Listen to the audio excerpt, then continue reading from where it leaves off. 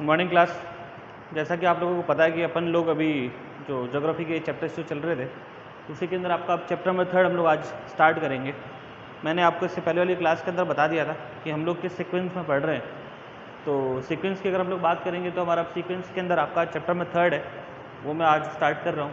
कुछ पॉइंट मैंने यहाँ एग्ज़ाम में ये लिखे हुए हैं, यही आज हम लोग डिस्कस करेंगे। और बिल्कुल चैप्टर का है, पॉइंट टू पॉइंट तो नहीं, लेकिन फिर भी चैप्टर का आपको लगभग कंक्लूजन बहुत अच्छे से यहाँ पर समझ में आ जाएगा। अगर समझ में नहीं आता है तो आप मेरे को कमेंट करके बता दीजिएगा कि सर ये सेक्शन में मेरे को प्रॉब्लम है। तो बात करेंगे हम लोग पॉपुलेशन चैप्टर नंबर 3 की। तो इसके अंदर आपका जो पहला पार्ट रहता है वो है आपका ह्यूमन एज अ रिसोर्स। तो ह्यूमन बीइंग को याद रखना बेटा कि यहाँ पे ह्यूमन बीइंग को एक रिसोर्स माना हुआ है, क्योंकि रिसोर्स का मतलब होता है हिंदी में स्रोत, या हम लोग बोल सकते हैं इसको संसाधन जो काम करते। याद रखना ह्यूमन को बोलते हैं ह्यूमन रिसोर्स। ह्यूमन रिसोर्स का मतलब एक और होता है एचआर। आप लोग अभी भी कहीं जाओगे तो आपको बताएंगे हम लोग एचआर डिपार्टमेंट से हैं। एचआर का मतलब जहाँ रिक्रूटमेंट का काम करना, उनको रिटायरमेंट का काम करना, रिसोर्सेज का काम करना। आदमी काम करता है एज एन रिसोर्स, मशीन काम नहीं करती इतना जितना आदमी का वहाँ पे काम होता है। तो सिंपल सी बात है, पॉपुलेशन का अगर आप लोग पॉजिटिव पॉइंट ऑफ व्यू लेके चलेंगे कि पॉपुलेशन का फ़ायदा क्या होता है, ज़्यादा लोग होंगे तो उससे ज़्यादा फायदा होगा। तो पॉपुलेशन एज एन रिसोर्स होती है, पॉपुलेशन को एक एज अ रिसोर्स माना गया है। दुनिया में सबसे ज़्यादा पॉपुलेशन है चाइना की, सेकंड नंबर है इंडिया की, थर्ड इंडोनेशियन ब्राज़ील की, इंडोनेशिया थर्ड तो है आपकी, ठीक है। इसके अलावा यूएसए है, ब्राज़ील है। हालांकि आपका ये 1 2 3 4 5 ना सीक्वेंस थोड़ा सा ऊपर नीचे। तो देखो, अब अगर इंडिया इतनी बड़ी कंट्री है तो इंडिया के अंदर जितने लोग हैं ना, तो हमारे यहाँ पे लेबर्स खूब हैं काम करने के लिए। अगर आपको आदमी चाहिए, यहाँ दुनिया भर के आदमी हैं, ठीक है, जो आपके लिए काम करने के लिए फ़ायदेमंद है। अगर कोई इंडस्ट्री, अगर आप लोग कुछ दूसरा काम करना चाहते हो तो आपको रिसोर्सेज खूब मिल जाएंगे। इंडिया में बहुत चीप लेबर मिलती है। दुनिया की बाहर की जितनी भी एमएनसी कंपनियां हैं वो इंडिया में आके काम करना चाहती है, क्योंकि उनको सस्ते लेबर मिलते हैं। अगर एक कंपनी अगर एक आदमी को फॉरेन कंट्री में हायर करेगी, उस पेमेंट में इंडिया के अंदर 4 लोग बन जाएंगे, 4 पर्सन यहाँ काम करने के लिए उनको मिल जाएंगे। तो ह्यूमन बीइंग एक रिसोर्स की तरह यहाँ काम करता है, एक संसाधन है। और हमारे यहाँ पे जो वर्किंग पॉपुलेशन है, वर्किंग पॉपुलेशन मानी जाएगी आपकी 21 साल से लेके 50 साल तक के बीच की, एस्टिमेटेड है, एग्जैक्ट नहीं बता रहा हूँ। तो ये इतने लोग हैं जो इंडिया में सबसे ज़्यादा है पूरी दुनिया में। यंग जनरेशन, यंग पॉपुलेशन है। दुनिया में सबसे ज़्यादा बूढ़े कहाँ हैं, तो वो है आपके जापान में। तो हमारे यहाँ इतनी बड़ी मार्केट है जिसकी लिमिट नहीं। और इंडिया और चाइना के बीच में जो अभी डिस्प्यूट चल रहा है वो लगभग ट्रेड वॉर से रिलेटेड है, क्योंकि चाइना चाहती है कि मैं नंबर 1 बन जाऊँ और अमेरिका को पीछे छोड़ दूँ। इंडिया के ऊपर वो लोग अटैक क्यों नहीं कर पाते? एक तो इंडिया इतनी पावरफुल है, ऊपर से हमारी दुनिया की सबसे बड़ी पॉपुलेशन में से हम लोग नंबर 2 पे, और चाइना का सबसे बड़ा मार्केट है इंडिया।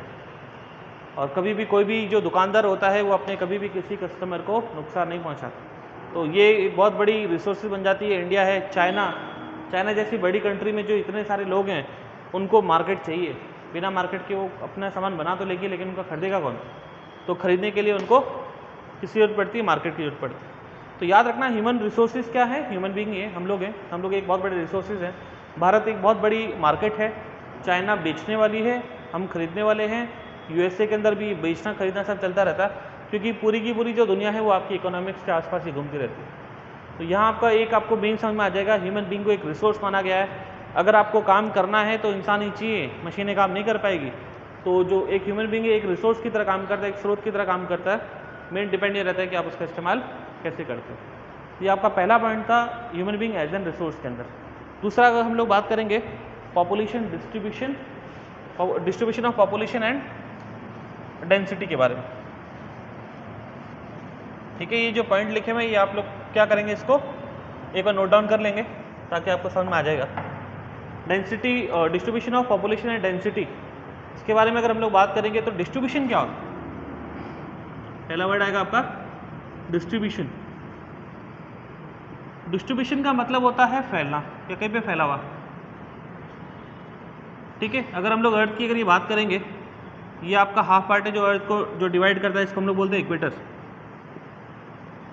इक्वेटर के अगर हम लोग बात करेंगे, ऊपर का जो पार्ट है ये है आपका नॉर्थ पोल, और नीचे वाला जो पार्ट है वो है आपका साउथ पोल।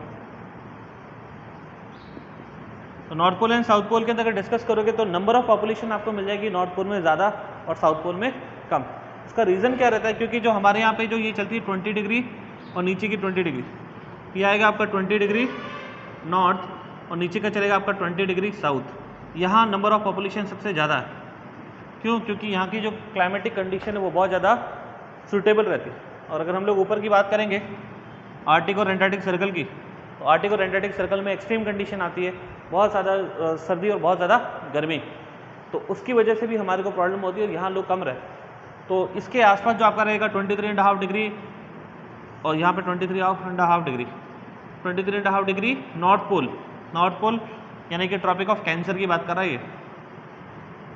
और जब हम लोग यहाँ बात करेंगे 23.5 डिग्री साउथ पोल, तो यहाँ हम लोग बात कर रहे हैं ट्रॉपिक ऑफ कैप्रिकॉन की, कैप्रिकॉन।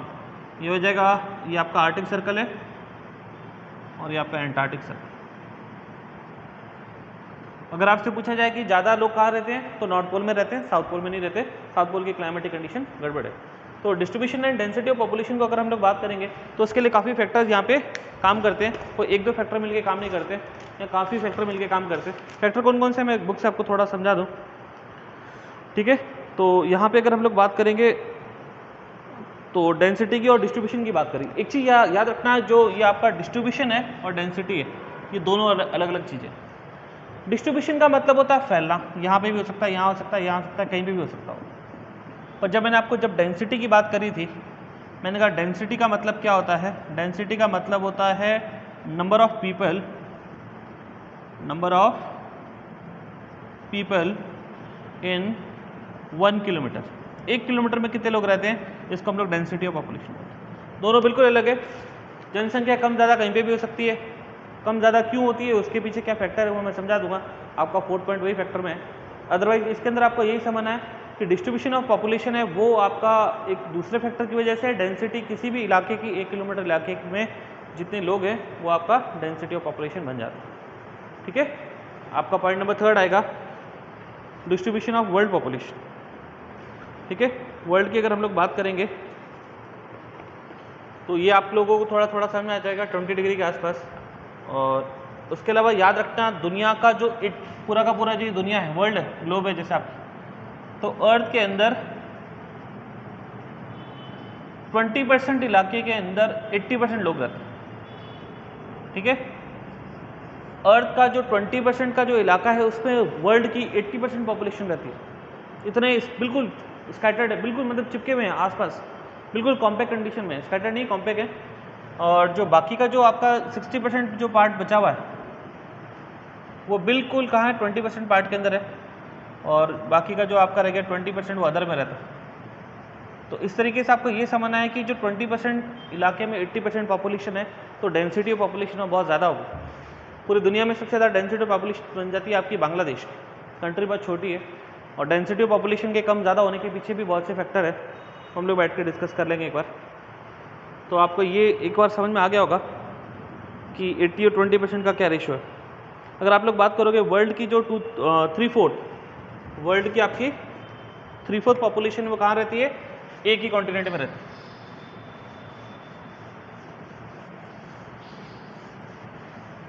अब ये समझो क्या चीज़ है,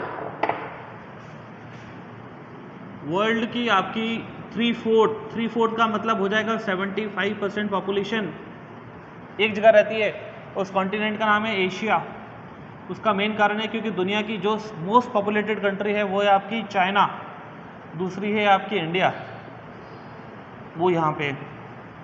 अब यहाँ 1 अरब से भी ज़्यादा पॉपुलेशन है, 2-2.5 अरब तो हमारी पॉपुलेशन दोनों को मिला के होगी।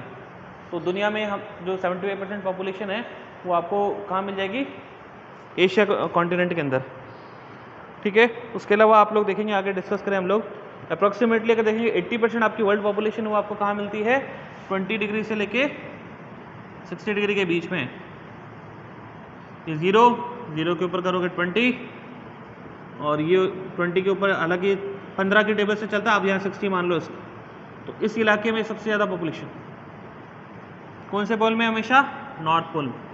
साउथ पोल में बताया मैंने पॉपुलेशन कम होती है, ये भी एक सबसे बड़ा पार्ट, ठीक है। और लगभग आप लोग देखोगे ये जो लोग हैं ये कहाँ रहते हैं आपके 500 metre 500 metre latitude above sea level, above sea level. कुछ बच्चों को सी लेवल वाला समझ में नहीं आएगा। सी लेवल क्या चीज़ होती है? याद रखना, समुद्र के ऊपर की जो सबसे बड़ी लेयर है इसको हम लोग जीरो बांध, नीचे जाओगे ट्रेंच आ जाएगा, गर्द बोलते हैं इसको हिंदी में, और ऊपर जाओगे तो आपकी हाइट आ जाएगी। तो ये चलना होता है आपका, ठीक है। तो ये सी लेवल को जीरो माना, इससे 500 मीटर हाइट के अंदर यहाँ अधिकतर लोग रह जाते हैं, बिल्कुल समुद्र के किनारे भी थोड़े लोग कम ही रहेंगे। तो ये आपके कुछ फैक्टर है। Distribution of population, world population आपको सामने आ गया होगा। आगे आएगा factor affecting population. Distribution of population के लिए कौन कौन से फैक्टर अफेक्ट करते हैं, ये भी सारी चीज़ भी अब देख लो आप लोग।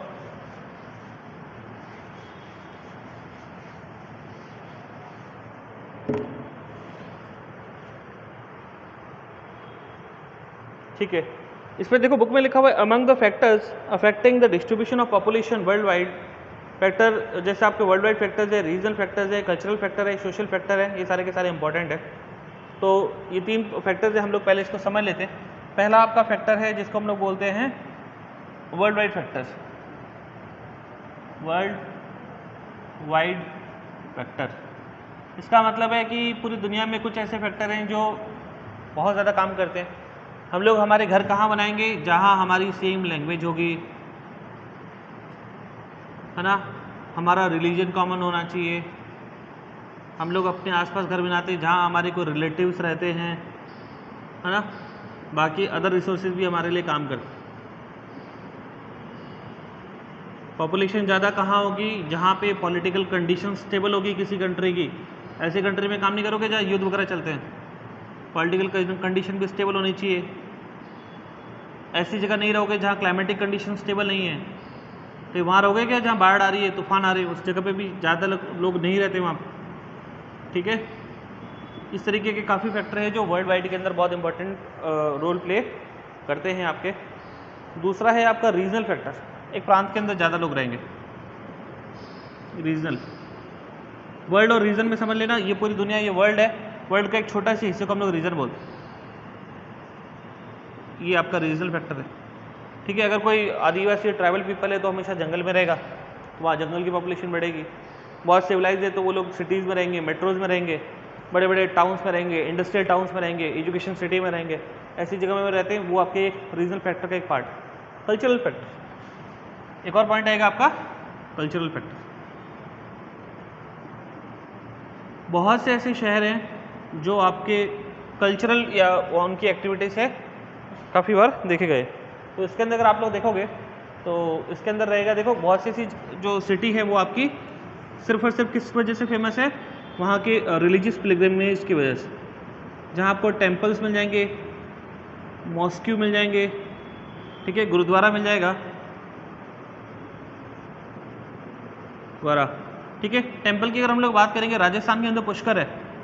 पुष्कर क्यों फेमस है? क्योंकि वहाँ ब्रह्मा जी का टेम्पल है, ठीक है। हरिद्वार क्यों फेमस है? क्योंकि वहाँ पे यमुना जी है, ठीक है। उसके अलावा और भी जाओगे, त्रिवेणी के संगम का, इलाहाबाद क्या, ये जो सिटीज़ है जहाँ बड़े बड़े टेम्पल है। जोधपुर के बाद जाओगे, ओसियाँ जाते हैं हम लोग। ओसियाँ क्यों फेमस है? माता जी का मंदिर है वहाँ, तो टेम्पल की वजह से फेमस हो गए। राजस्थान में मॉस्को की बात करेंगे हम लोग, आप लोग अजमेर का नाम सुना होगा। अजमेर का और भी हिस्टोरिकल पॉइंट ऑफ व्यू से बहुत इंपॉर्टेंट है, लेकिन दरगाह भी है। गुरुद्वारा की बात करोगे, अमृतसर। तो ये जो सारे फैक्टर हैं ये आपके कल्चरल फैक्टर, एक जैसे कल्चर के लोग, एक जैसा खाना, एक जैसी कॉमन आइडेंटिटी की वजह से सारे के सारे लोग एक साथ में रहते हैं। अगर ये पॉइंट समझ में आ गया तो आगे बढ़े। फिर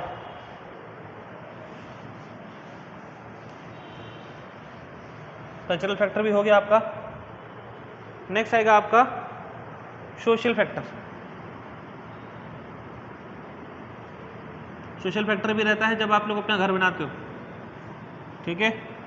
एक सबसे बड़ी चीज़ है कि एक कॉलोनी कटी जहाँ पे प्लॉट बिक रहे, मैंने एक प्लॉट ले लिया, अगर मेरा प्लॉट है, मेरे रिश्तेदार में कोई मिलने वाले में कोई भी नहीं है, तो मैं क्या बोलूँगा, मैं मेरे भाई को भी लेकर आऊँगा कि तू भी आ जा।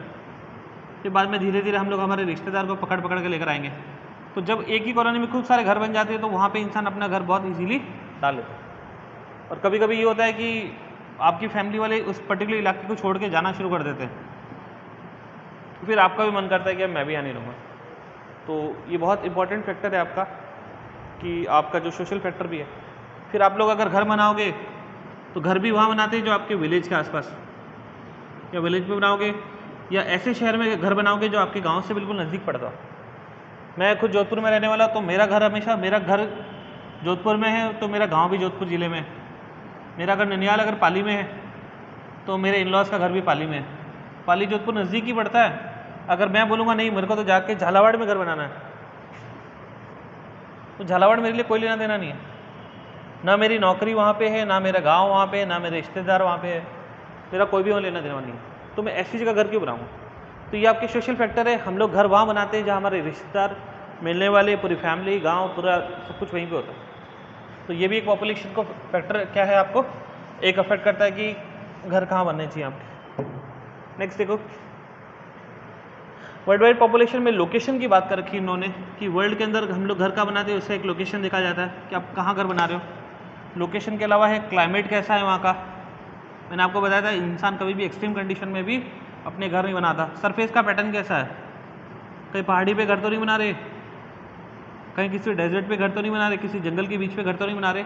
आपको हमेशा प्लेन सरफेस चाहिए होता है घर बनाने की, तो हमेशा घर पे हम लोग बनाएंगे। आपकी क्लाइमेटिक कंडीशन हमेशा कैसी रहेगी घर बनाने के लिए, moderate.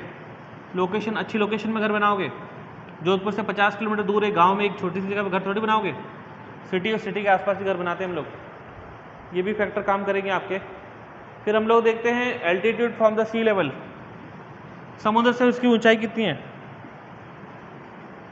Altitude from C level, ये हमेशा याद रखना। ये जो चीज़ है ना, ये हमेशा आपके क्लाइमेट को और वेदर को डायरेक्टली और इनडायरेक्टली अफेक्ट करता है। अगर समुद्र से बहुत दूर पे हो, हाइट पे हो, तो सांस लेने में तकलीफ होगी, अच्छी बारिश नहीं आएगी, पीने का पानी नहीं मिलेगा। और अगर बिल्कुल ही नज़दीक हो तो हो सकता है कि आपको समुद्र के पास में रहने से भी प्रॉब्लम होनी शुरू हो जाए। तो एक हम लोग सूटेबल दूरी के अंदर हम लोग और रहते हैं समुद्र से भी। और भी इसके अंदर अगर फैक्टर अगर आप लोग बात करोगे, स्ट्रक्चर ऑफ लैंड, ज़मीन का स्ट्रक्चर कैसा, उपजाऊ ज़मीन होनी चाहिए तब आप लोग रहोगे। पीने का पानी होना चाहिए वहाँ पे, water, supply of fresh drinking water, ये भी आपके लिए है। फिर आपके वहाँ का वेजिटेशन कैसा है, वनस्पति मिलती है कि नहीं मिलती, खाने पीने का सामान वगैरह ये चीज़ें मिलती है कि नहीं मिलती। और भी काफ़ी फैक्टर बिलोंग करते हैं इन सारी चीज़ों को लेकर। और इसी के अंदर अगर आगे अगर आप लोग बढ़ोगे, कुछ कल्चरल फैक्टर के अंदर आएगा आपका economic system, transportation, trade, psychological trade, level of advancement, political statue and in periodical factors. अगर आप लोग बात करोगे environment, region, mutual dependence, social belief, social structure includes, कुछ बहुत से ऐसे फैक्टर हैं। और उसके अंदर कुछ फैक्टर मैंने डिस्कस किए, कुछ और भी चैप्टर्स हैं इसी से रिलेटेड, उसके अंदर भी मैं डिस्कस करूँगा अभी। ठीक है, तो यहाँ थोड़ा थोड़ा आपको समझ में आ गया कि पॉपुलेशन क्यों बढ़ती है, उसके सोशल फैक्टर क्या हैं, उसके इकोनॉमिकल फैक्टर क्या है, लोकेशन क्या रहती है, ये सारी चीज़ें। आगे यहाँ पे वर्ड लिखा हुआ इन्होंने अगोग्लोमरेशन, ये वर्ड आप लोग याद कर लेना, थोड़ा इंपॉर्टेंट टर्म है, बहुत बच्चों को एकदम से समझ में नहीं आएगी। होता क्या है अगोग्लोमरेशन का मतलब, area consisting a large population are called agglomeration. Agglomeration का मतलब होता है, सपोज करो अगर हम लोग इंडिया की बात करेंगे, इंडिया की पॉपुलेशन को हम लोग क्या बोलेंगे, इंडिया की जो पॉपुलेशन है वो इसी को बोलेंगे अगोग्लोमरेशन। इसका अगर डायरेक्टली इनडायरेक्टली मतलब होता है पॉपुलेशन, जनसंख्या को बोला जाता है। आपकी स्कूल की अगोग्लोमरेशन क्या होगा, आप लोग। ठीक है, इसके भी आपके मेन जो चार्ज अगर हम लोग फैक्टर बात करेंगे, दुनिया में सबसे ज़्यादा पॉपुलेशन है एशिया की, एशिया के बाद है आपकी यूरोप की, यूरोप के बाद में थर्ड नंबर आएगा आपका America and then Africa, American continent की और देन अफ्रीका की। दुनिया के सबसे 4 मोस्ट पॉपुलेटेड कॉन्टिनेंट में से एक है जहाँ जनसंख्या होगी, इसी को हम लोग क्या बोलेंगे, एग्लोमरेशन। बस सिंपल सा चीज़ है, ज़्यादा इसमें कॉम्प्लिकेटेड नहीं है। एशिया की अगर हम लोग बात करेंगे, Asia has the largest population in the world which is scattered across India, Pakistan, Myanmar, Thailand, Indonesia, Vietnam, China, Japan and Korea. ये मैंने आपको जो कंट्रीज़ के नाम बताए हुए, लगभग पॉपुलेशन कहाँ है आपकी, एशिया में। सेकेंड नंबर पॉइंट पे हम लोग जाएंगे, from the point of view of a study the Asian group is divided into the 3 sub division. अब एशिया बहुत बड़ा है, एशिया बहुत बड़ा है, तो एशिया को भी इन्होंने क्या किया हुआ है, एशिया को भी फर्दर डिवाइड कर रखा है इन्होंने। सपोज करिए आपका एशिया है, तो एशिया के अंदर अगर इन्होंने इसको कितने पार्ट में डिवाइड कर रखा है, ईस्टर्न एशिया, ये आपका हो जाएगा वेस्टर्न एशिया, और बीच वाला रहेगा आपका सदर्न एशिया। ये हो जाएगा आपका ईस्ट, ये हो जाएगा आपका वेस्ट, ये हो जाएगा आपका साउथ एशिया, साउथ एशिया। ठीक है, तो ये सारी चीज़ें रह जाएगी। इसको इन्होंने 3 पार्ट में डिवाइड करा हुआ है। एशियन की अगर आप लोगों को बात करेंगे एग्लोमरेशन की, तो ये आपका 10 डिग्री से लेके 40 डिग्री नॉर्दर्न लैटिट्यूड पे। एक काम करना है इसके साथ में, वर्ल्ड का आप लोग जब मैप देखोगे, वर्ल्ड के मैप के साथ आपको एशिया का मैप देखना है। एशिया के मैप में देखोगे तब आपको ये चीज़ समझ आएगी कि ईस्टर्न एशिया कौन सा है, वेस्टर्न कौन सा है, साउथ एशिया कौन सा है, नॉर्दर्न एशिया कौन सा है। यहाँ अगर हम लोग बात करेंगे ग्लोब की, तो ग्लोब में समझिए क्या चीज़ हो जाएगी,